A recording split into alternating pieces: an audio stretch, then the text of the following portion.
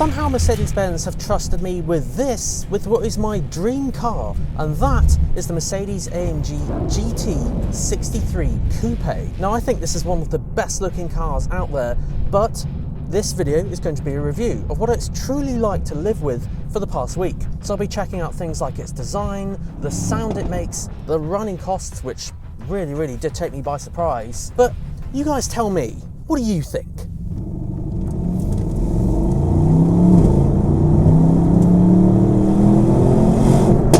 Oh, it sounds brilliant.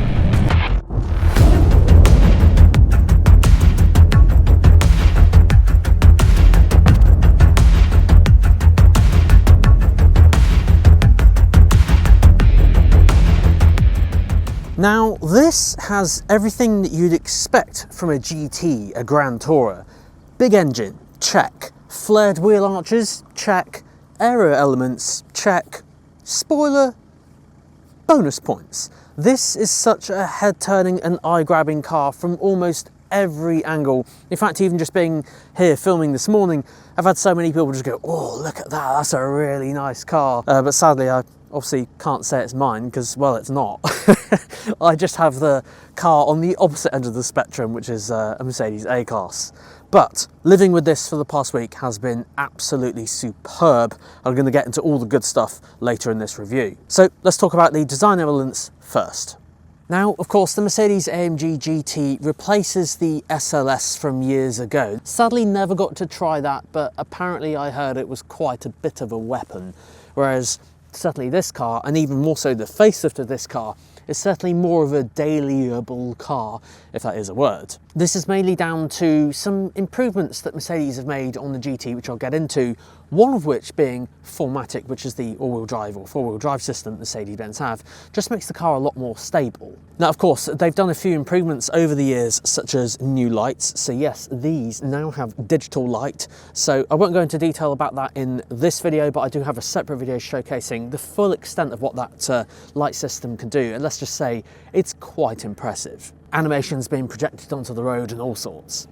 Now, of course, this would not be an AMG without the AMG specific grille, or what used to be called the AMG Pan America grille. It just looks stunning. And as you can see from this front shot here, it's like one of the most aggressive AMGs ever. And yeah, you don't want to be holding this one up on the roads if you're on a motorway. Now, the colour of this car that I have here is in Manufacture Opalite White Bright. And speaking of colours, I did note, you can actually choose your own colour almost, or to a degree anyway. Mercedes actually offer loads of different colours for this. It's very similar to the customisation that you can do on the G-Wagon or the G-Class. Now, you see, the thing that amazes me with this car is, as it is a GT, you would expect that the boot isn't, well, on the practical side. And actually, given the shape of the car and how low down it is and the sporty nature of it, it actually does have quite a big boot. But we'll touch on that in a second. I want to very quickly touch on the rear, and I mean, guys, look at that. It just looks insane. This is obviously a fixed spoiler. Some GTs do have one that can be electronically controlled from the inside. You can have it go up or down based on the speed you're doing and that sort of thing. This is a fixed one though. And of course, look at these exhausts. Now, I should add, if you look really close at these exhausts, they're not actually that shape. The real exhaust is like right in there. But even still, all is completely forgiven when you turn it on. And we'll do a sound off in a minute. Don't you worry. So I mentioned about the practicality. Now, you'd expect the boot to be on the fairly small side for this, but look at this. This is actually really good. So this is 321 litres. This will be similar to a hatchback. And I say, for this shape of car, I think that's pretty good. That's plenty enough for like a weekend away. The only thing I will say is that this is, well, it doesn't go particularly high. So well, for me, being quite tall, you have to go careful of your head and stuff, but I'd live with it for a car like this. There's also a cover here, which you can hook up to the top here to stop prying eyes looking at your possessions and things on the inside. There's also a tiny bit of space just under here. And when I say tiny, you could probably get a laptop under there or something valuable, but yeah, it's quite minimal on that front. One thing I will add as well, Mercedes do have a few different types of variations of AMG GT. One of them is called the Mercedes-AMG GT63 SE Performance. I know it's a long name. That's the hybrid one. Now the hybrid one, because it has an extra battery somewhere in the rear of the car, you will lose boot space. I haven't driven that one, but I can imagine it is quite a lot smaller, so obviously just something to bear in mind. But yes, for the keen advert, you may have also noticed these. So yes, there are actually rear seats in this car. However, they aren't really rear seats. Yeah, I'm not even going to try and sit in that one. For those of you who watched the SL63 review I did actually manage to sit in the back, but that was only because it was a convertible. I mean, look, if I sit like this, yeah, it's not for adults. Let's put it like that. So I would argue there aren't any rear seats, and I'll show you some really cool thing in a second. You can actually fold them down. But what Mercedes actually state, the rear seats are for people under 1.5 metres, basically. So mainly kids. So I would actually use this more for storage, but this is what it looks like when you fold the seats down. So yeah, you can actually fold the rear seats down using this, which is what I personally would do. Either that, or I just use the rear seat bench as like storage. And of course you can take this out as well, which is handy, and then you've got all that extra space. Now I did look everywhere. I couldn't find a stat that shows you the boot litres capacity with the seats down, but that's what it looks like anyway. And I'll even take this out as well so you can clearly see how much space there is. So yeah, up next I think we need to have a look at the inside. I'll show you all the tech found in this one. But before that, I haven't mentioned anything about the price. So this one's a bit special. This is a Mercedes-AMG GT63 Ultimate. And the Ultimate was a package that Mercedes introduced, it must have been maybe about a year or two ago, and they don't actually offer that anymore. Now they have these packages. So it was a bit tricky to actually work out the exact cost of what this car was, but I estimate it to be between 170 to 180,000 pounds, around that sort of ballpark. And here's what I would pick personally, and yes, I did opt to go for one of the manufacturer custom paints, because when in Rome, why not? Anyway, right, let's crack on with the inside. Okay guys, so on the front seats and of course the driver cockpit, I'm going to talk about these seats first. So these are the AMG high performance seats. Now they are quite firm, and again it does depend on your level of specification, the package you go for. I do love the design of these. They are slightly more on the firm side. Having said that though, I have got them, well, this one as close as perfect as possible, and I have done you know, a fairly long road trip and been absolutely comfortable. I do have quite long legs though, and I have found I can't put the seat back as far as I would personally like, mainly because of the rear seats here, but again, it's absolutely fine. I'm just being particularly picky, and I'm a bit special. I do have longer than average legs. That's all adjustable by up here on the door, so very easy to use. You can customize it for up to 3 different positions, and there's even users as well, so depending on which way you want to save it. But then everything else, you have the AMG steering wheel with the leather there and the kind of sweaty material there, AMG dials to control your mode. It's just such a nice place to sit. Now, I have sat in and I have driven the previous AMG GT. I'm not going to lie, I did prefer the design of the previous one, because for those of you who haven't seen that, basically there were an array of switches here in the shape of a V, and then there were 8 switches, which kind of resembled V8. Now in this, I do love this, and I would have this car literally as it is, so yes please Mercedes. But the AMG GT previously did have its own unique, almost like design. No other car in Mercedes had this, whereas this is very much like the SL. And in fact, to be fair, if I was blindfolded and put in here and didn't look at the roof, because obviously that's convertible, I don't know if I'd actually be able to tell the difference. I don't think I could. It was just kind of a special thing that the AMG GT had that interior. I don't know, maybe it's just me. That aside, I do love all of this. It just, everywhere you look, it looks incredible. So quick tour then, and then we'll go through the multimedia system. So in here we have 2 USB-C ports, and I've got my cable in there at the moment. Wireless charging in there, and another 2 USB-C ports there. So yeah, an abundance of USB-C ports in this car. Of course your standard cup holders, and there's also a 12-volt socket there as well, just in case. Now one thing I will add, I love all of this carbon fibre up here, and even on the door, that just makes it that somewhat more special. I'm not a huge fan of this bit here, because this is high gloss black, and you can clearly see that it has been scratched before from people who have tested it. And yeah, I mean, if it were me, I'd probably put, well, I probably wouldn't put anything on it at all, but yeah, maybe have a cover on it or something. But there again, it might stop the mechanism going in. Be good if you could change that. That's not Mercedes' fault or anything, it's just that's what higher gloss black is like. But there again, you couldn't have it all carbon fibre, so yeah, I'm not really sure. Maybe just a slightly different design on that bit. Then we have this touch bar along here. Now this obviously controls various different elements of the multimedia system. I'll go through that in a second. And then storage over here. It is on the small side, but it's big enough for what I would put in there. Got a cleaning cloth for the screen, because obviously it's all touchscreen. And of course the obligatory sunglasses. So yeah, they're in a case in there. And then glove box, let's have a look in there. I mean, it's not the biggest glove box in the world, but I mean, it would do, I guess. And that's kind of it really. Now in terms of build quality, you have the very nice squidgy leather virtually everywhere. And certainly no flex on any panels whatsoever. And as well, here's something. When you're obviously driving around, this is quite a firm car. You'd expect it to be for a GT. And that obviously being firm will send up that firmness through the entire car. So if there is any sort of rattles or anything, you would hear about it. You don't hear it in this at all. Even when you put it in Sport Plus as well and the suspension is rock off hard, you don't hear anything in here. You just hear that loving V8 sound. And even if you turn it down, yeah, it's brilliant in here. Up next, let's have a look at this multimedia system, then we'll do a startup. Now Mercedes have different generations of their multimedia systems. So this is MBUX, and more specifically, this is the second generation MBUX. NTG7 is also known as well. Now I have the same multimedia system in my car, although mine's landscape, whereas of course this one is portrait. And it's divided into a couple of sections. So you have all of your climate control, back button, home button, previous track, next track, all along the bottom.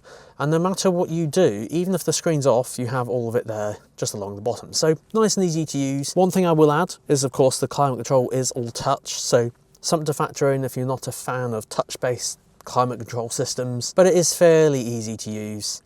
And one nice little neat touch is all the vents go red when you make it warm, and they go blue when you make it cold. Nice little touches. Above that section is all of your content. Now I do have a whole host of videos of Mercedes and their multimedia systems and the tech within, so check out the other videos I have on my channel. Now if you're not a fan of using the manufacturer's multimedia system, it is very good, but I'm a fan of using Apple CarPlay, as a few of you will know. You can connect your phone up and use Apple CarPlay or Android Auto, and of course that's all wireless, but then there's those 4 USB-C ports if you want to plug it in and charge it up, and of course wireless charging. Now this being an AMG, this has an AMG performance menu. So in here, there's a few extra cool things you can see and do if you're that way inclined. So vehicle shows you all sorts of things with the suspension being used, the degree of the steering, and torque and power and horsepower and gearbox temperature, oil temperature, and IWC clock, if you're into that. Right, I think now is the time to do a startup. It's that V8, and no, there's no hybrid stuff in this. There's no, oh yeah, we've gone down to a 2 litre. This is just your classic 4 litre V8. All right guys, so let's start this up in comfort mode first, which technically I guess is the quietest. Still sounds good.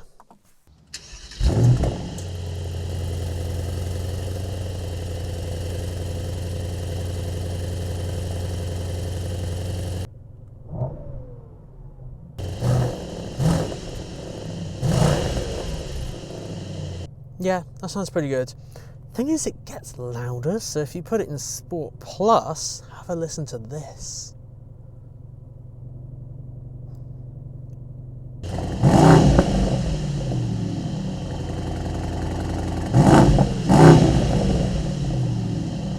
Sounds so good. Right, let's take this for a spin. Alright guys, so in this we have a 4 litre V8 bi-turbo, and on top of that 800 Newton meters, which is a lot. Now the cool thing with the AMG GT is it used to be a rear wheel drive car, but now Mercedes have fitted it with 4MATIC, which is their 4-wheel drive technology, and it just means that it's a lot more stable, a lot more usable. Let's be honest, a lot of people who will buy a Mercedes-AMG GT are not going to track it, despite what all their advertising always shows. Most people are going to buy this, and yeah, it's just a nice weekend show-off car. It's probably one of the reasons why there's a trickle charger in the boot, I noticed. As in, on sunny days, you're going to take this out and just enjoy the car. So I doubt it'll be used much in the rain, but it's good to see that it has 4MATIC just in case. Now, the top speed of this is insane. 196 miles an hour. I myself, I think I've done 150 in an A45S on the Autobahn in Germany. No, I haven't done that in the UK before anyone says anything. But I can't imagine what that's like at 196 miles an hour. I bet that eats through the fuel. Speaking of fuel, this car shocked me. Now, I wanted to talk about this because I've been on a little road trip in this car, and because I wanted to see what it was like to live with. Now, Mercedes quote in their brochures and stuff, which I always research before filming a review of a car, they quote about 20 mpg.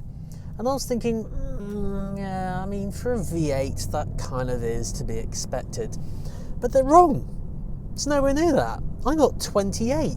So either this car's broken, which I don't think it is, because I mean, it's driving beautifully, or they've just not done their test properly, but they're going it's WLTP, so I'm not sure on that one. I will admit, this drinks fuel like when you're around in the town, and yeah, I wasn't trying to get the best MPG, but it just kind of, I don't know, that's just what happened. I will admit this was, of course, driving about 60, 70 miles an hour, just maintaining a steady pace, and there was some roadworks where I had to do 50 and 60, but yeah, 28 mpg from a 4-litre V8, and no hybrid stuff. On the AMG GT lineup in the UK, Mercedes also have an AMG GT 43, which is a 2-litre. Now, I don't know how I feel about that, to be honest, because yes, I know that the ZEV mandate is stipulating that cars have to go electric in the future, and from now till then all the engine sizes are going down, but I don't know, a 2-litre in an AMG GT? It doesn't sit right with me. Maybe I need to drive it and see what it's like. Maybe I need to ask Mercedes for the 2-litre version and try that out to see if it's worthy of the AMG GT badge. But for now, we're going to enjoy the 63 or a 55 because they're basically the same engine. There is, of course, the AMG GT 63 SE as well, which has all that hybrid tech similar to the SL63, but you lose boot space, it pushes the price up, and yes, the performance is there, but I don't know, I'd be happy with just a normal 4-litre V8. I have been happy. I've been enjoying this car a lot. We'll open it up on the road in a second and we'll hear what this car's all about. Now, one other thing I wanted to add as well is that this car has a steering lock, or like an extra sort of steering lock. So as you go to turn the wheel, the turning circle, well, is this compared to like some normal cars. So it is just worth noting that if you're going to do a 3-point turn, it might end up being like a 5-point turn or something. And this is as well, I should add, with rear wheel steering. So you notice when you turn the steering wheel, the rear wheels turn as well. And yet with that as well, the turning circle is quite wide. So just thinking in terms of manoeuvrability on like your driveway or something, or manoeuvring around town, some smaller roads. In fact, when I went to go fuel this up and put fuel in it, I noticed that I had to stop and reverse and go forward again, but just because the turning circle wasn't as good as I thought it would be. It's caught me out a couple of times. But obviously, if you live with it, then I'm sure you'll get used to it. You'll know, but it is less than most cars. But the thing is, the thing that does it for me about this is the noise. I don't know how Mercedes get around it, and a lot of car manufacturers that make cars like this, because there is this sort of EU emission regulation and noise regulation thing as well. But this just sounds like fire. Let's put it in Sport Plus, and I'm not going to say anything for a second. You can just listen to V8 noise.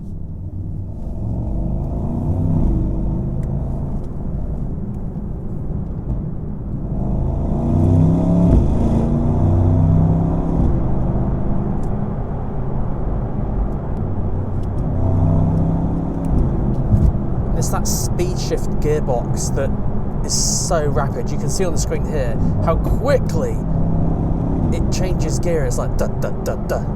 It's so fast. And yes, you can do some crackling and popping.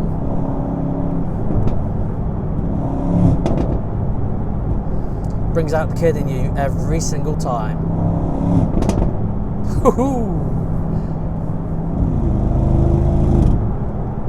But yeah, it's a good cruiser. Put it in comfort mode and it will just eat up the miles.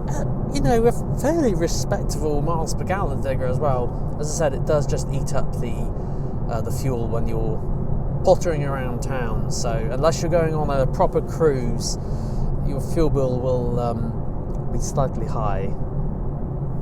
The other thing to note as well, just before we go through the pros and cons, is that this car is quite low. As you can see here, it is very low. So you do have to go a little bit careful on speed bumps and even, for example, country roads and things, you know, if there's like grass in the middle of the road or something, as you could catch the bottom of the car. Handily, I think Mercedes know this because there is a setting on here. You can just press vehicle settings and you can raise the car level, which is pretty cool. And it'll actually keep that car level raised up to about 20 miles an hour and then it'll go back down again. So I think Mercedes obviously knew that could have been a problem, so they've just kind of kept that, and I believe that's standard, which is pretty good. Now, this would not be a complete review without giving you my honest thoughts and pros and cons, putting aside the dream car aspect, because I love this car to bits, and picking out some of the negatives and letting you guys know what it is truly like to live with the Mercedes-AMG GT. So let's start with the positives and the pros first.